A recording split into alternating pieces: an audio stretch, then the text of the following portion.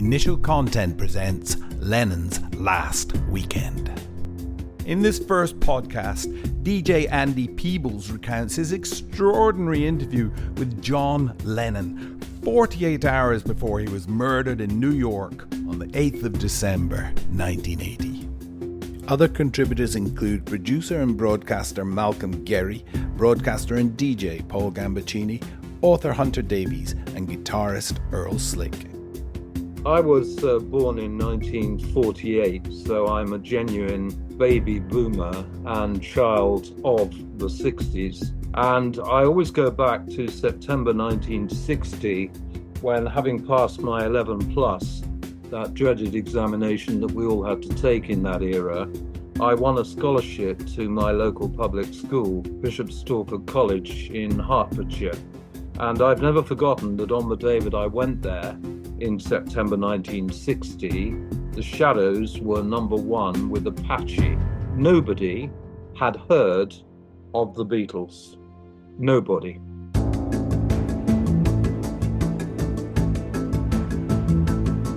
In December 1980, BBC journalist Andy Peebles flew to New York to interview the world's greatest rock star, John Lennon. But I was really too scared to walk away. I was considering the life without the Beatles. What would it be?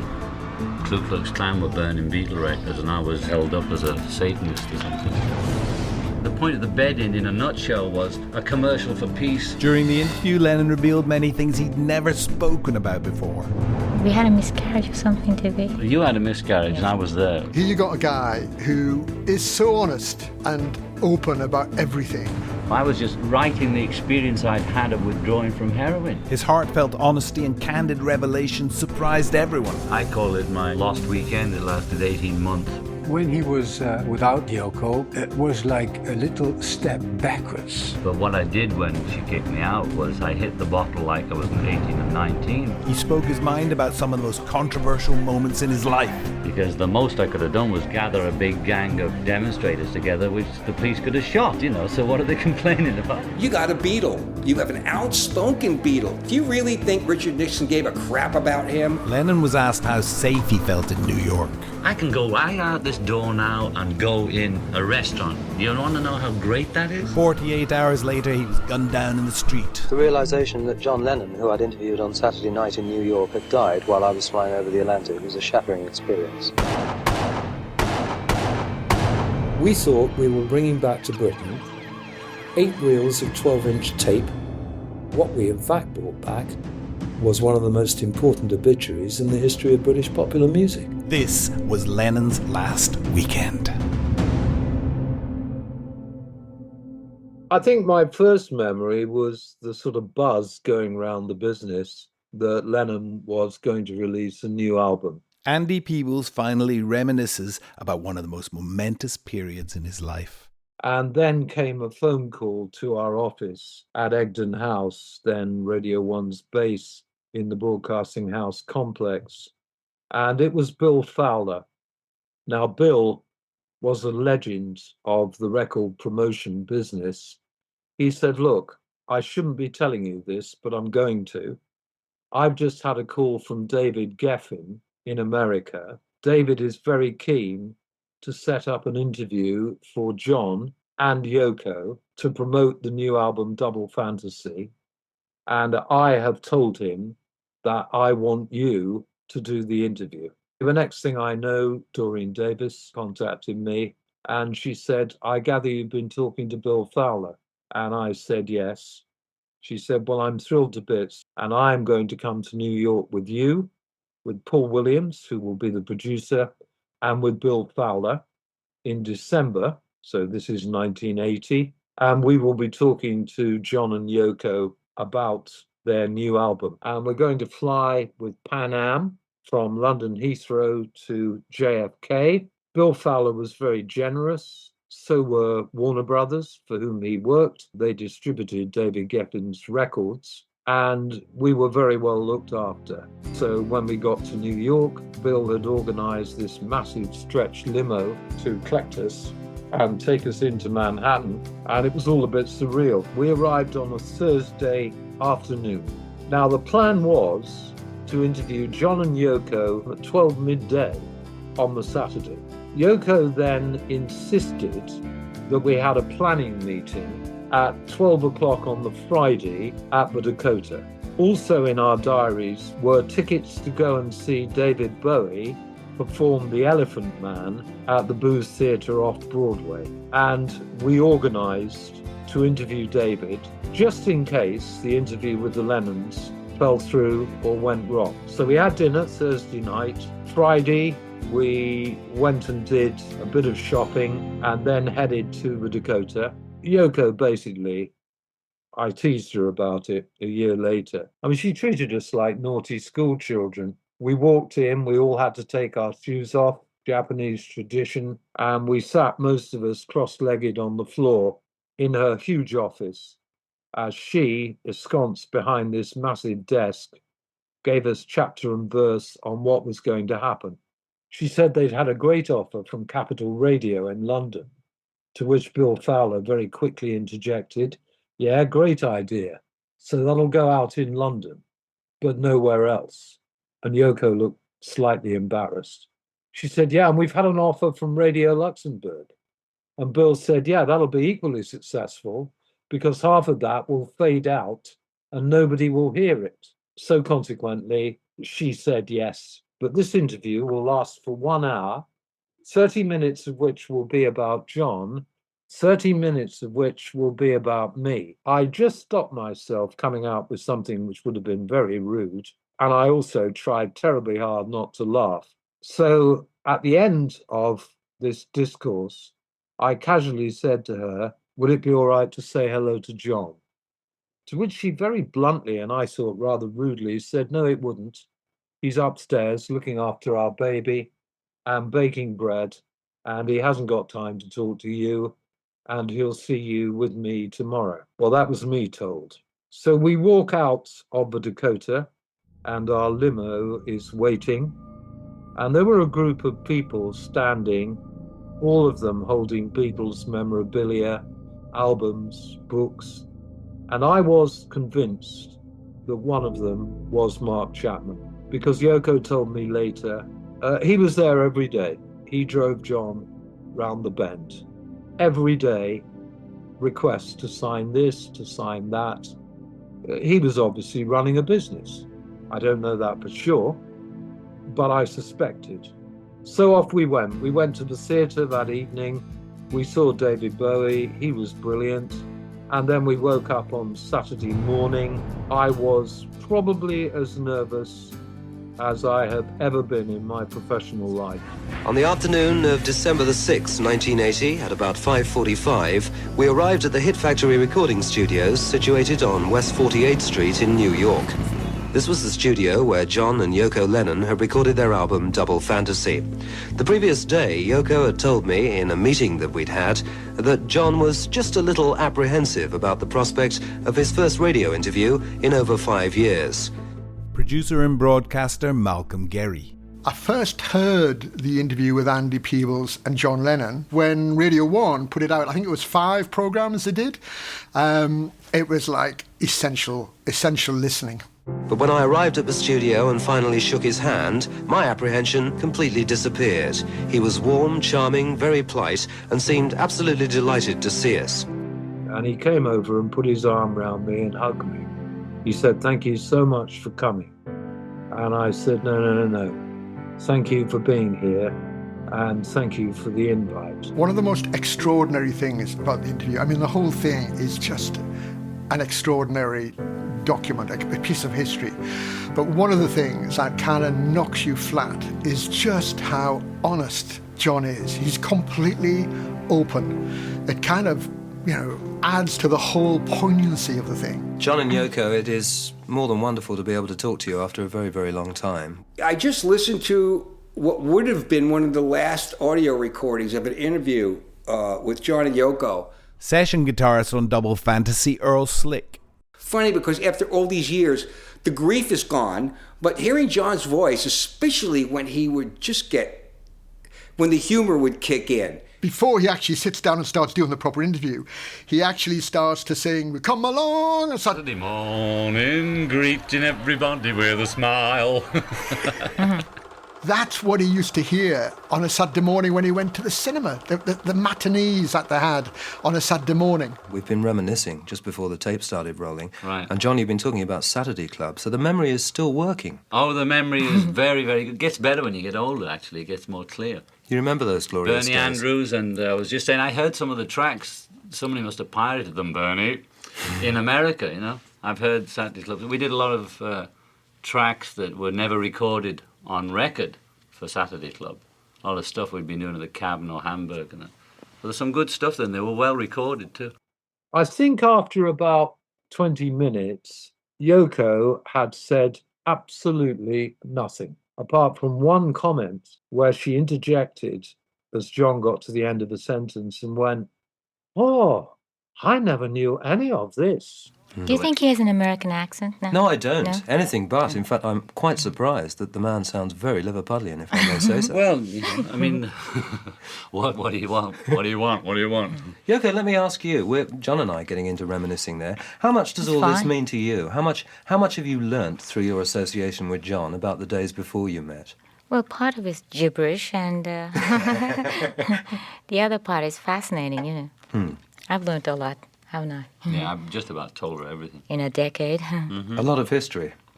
We need to refresh people's memories. Do you remember what sort of frame of mind you were in those days, John? Were you a happy man musically? Were you satisfied with life? What year was it? 66? 66.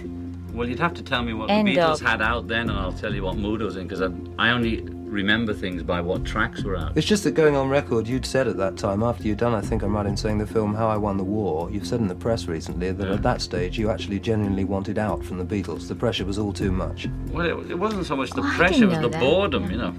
I think the reason they stopped touring in America was, there were several reasons. You know, when I went to see them at Stockton ABC, I didn't hear a thing. It was just, I was surrounded by teenage girls screaming at the top of their voice. Nobody's listening, they're just screaming, and the amps are as big as a peanut. And nobody could hear a word or hear a note of what they were saying. When they played Shea Stadium, and that was a very famous Beatles concert, he said there was so much noise which was in no way counteracted by their completely inadequate sound system, that when they did Twist and Shout, he told me that he had sung "I'm Pissed with Gout" and nobody noticed.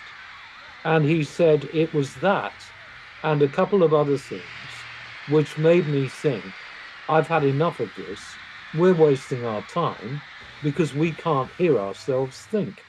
After the Beatles' last tour, which was 65, I think, the one where the Ku Klux Klan were burning Beatle records, and I was, you know, held up as a Satanist or something. Then we decided no more touring, that's enough of that. I'm not going to put up with it. The second reason why they stopped touring was because of the risk factor. John had come out with this statement with the Evening Standard, the London Evening Standard, in an interview where he just kind of, as he does, you know, a throwaway line about the Beatles possibly being bigger than Christianity and Jesus Christ. And actually, nobody picked up on it. It was only when it got picked up by an American magazine and there was this almighty furor in the States. I was pointed out that fact in reference to England, that we meant more to kids than Jesus did, or religion at that time. John made his wonderful comment about the Beatles being more popular than Jesus. Concerning the purpose of this rally, I thank God Jesus Christ is popular with me because he saved me 31 years ago. And everybody here tonight, he's popular with you. Say amen, huh?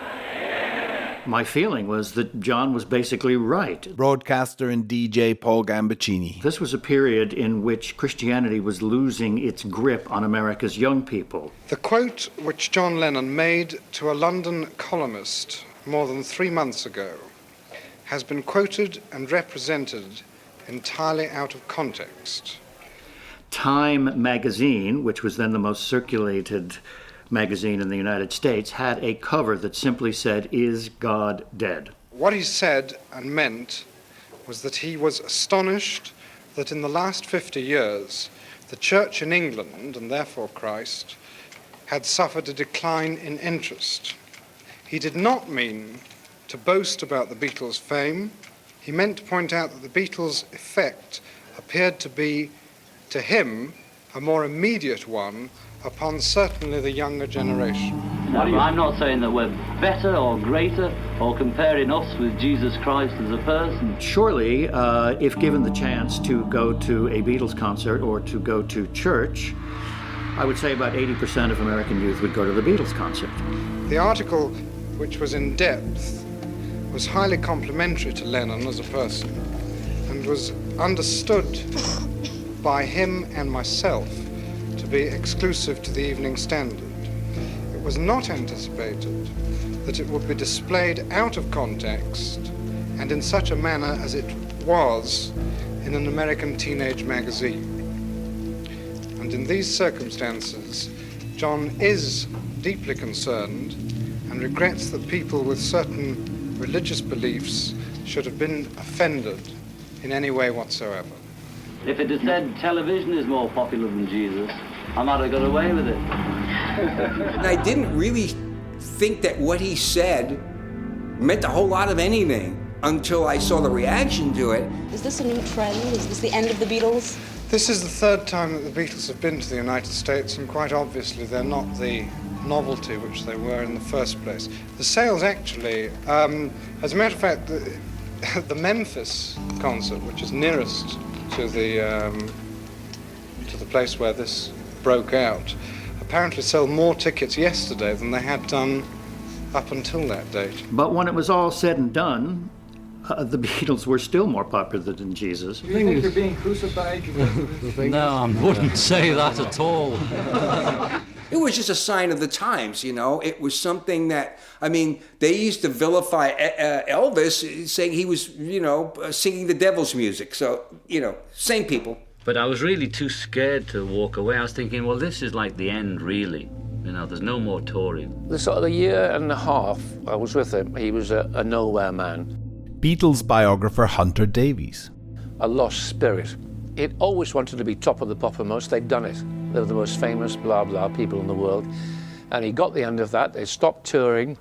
They were fed up making records. At least he and George were. Paul wasn't. But the big problem is, where am I going?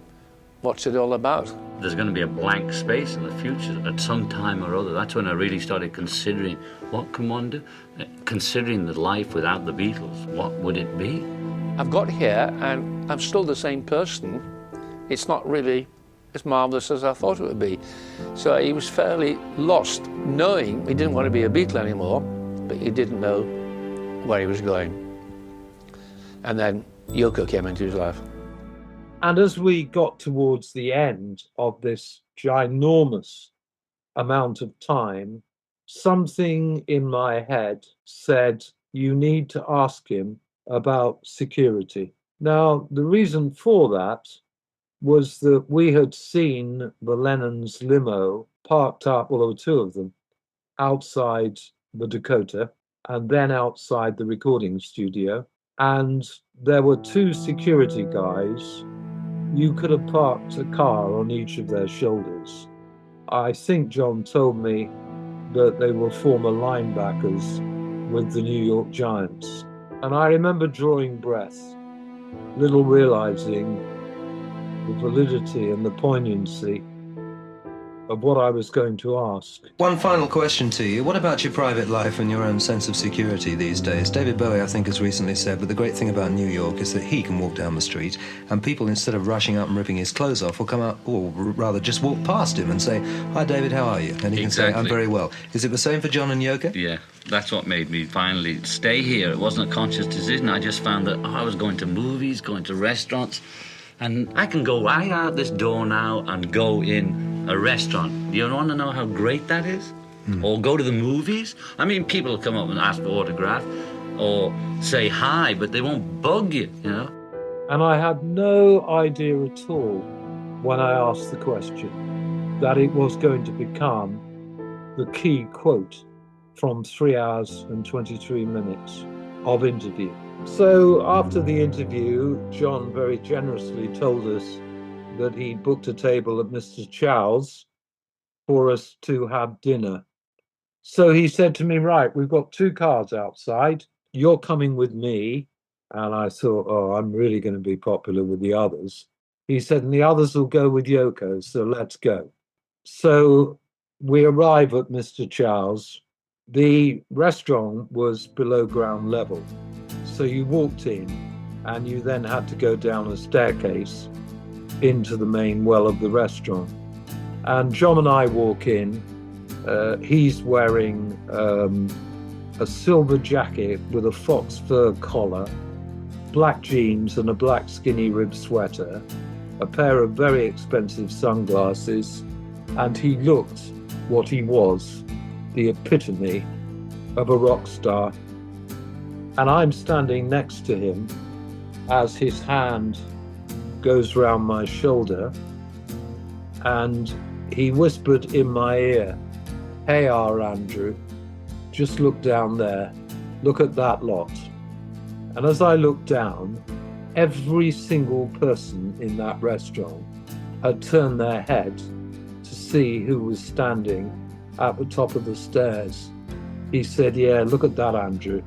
He said, and every single one of them saying, "Who the bloody hell's that with Andy Peebles?" And I said, "Jimmy Tarbuck, 1962. "Oh, shit," he said, "you heard it." I was just wonderful. It was just typical Lennon. So we sat down. We had one of the best meals I think I've ever eaten. Chow's that night, amazing. And I guess we probably had an hour and a half, 2 hours of time. He and I sat together, never stopped talking, reminiscing. And one of his first questions was, "So tell me, how many times did you see us live?" And I said to him, "I never saw you live." And as I said it, he flung his arm round me. He said, "Thank God, a man who tells the truth." And I said, "Why are you saying that?" He said, "Because I've lost count of the number of people who've lied to me and tried to tell me that they saw us live when I knew full well that they were talking absolute rubbish." He said, "Do you have a favourite Beatles track?" And I said, "Yeah." And he said, "What is it?" And I said, "Well, you'll be relieved because it's your vocal." I said, "It's No Reply from Beatles for Sale." And he immediately sang almost in my ear, "This happened once before when I came to your door, no reply." Oh, I mean, just incredible. But I was very moved by it. And during the meal, John had said to me, when we come to Britain in February, which we're going to do, this is December the 6th, 1980. "Can I come and be a guest on your Radio 1 morning show?"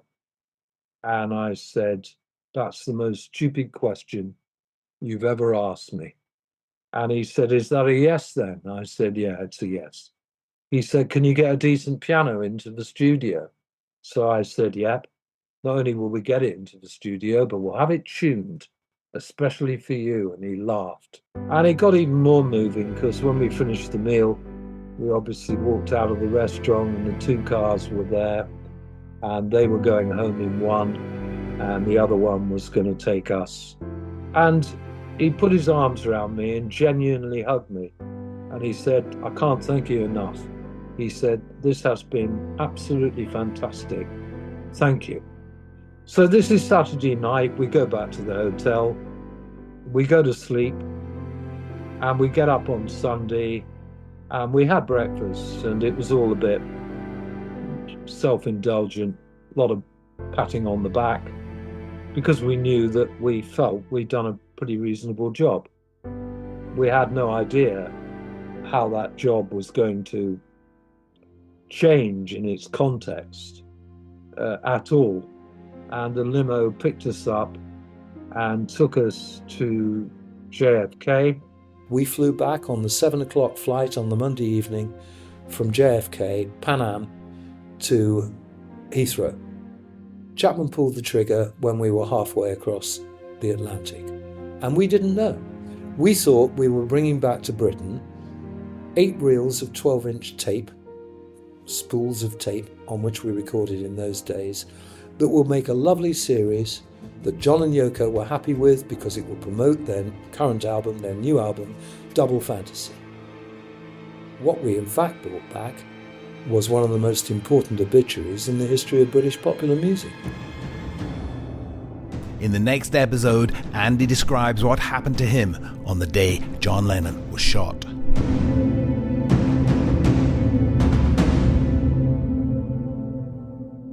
Lennon's Last Weekend was narrated by Neil McCormick, produced by Scott Mullaney, written, directed and edited by Brian Grant.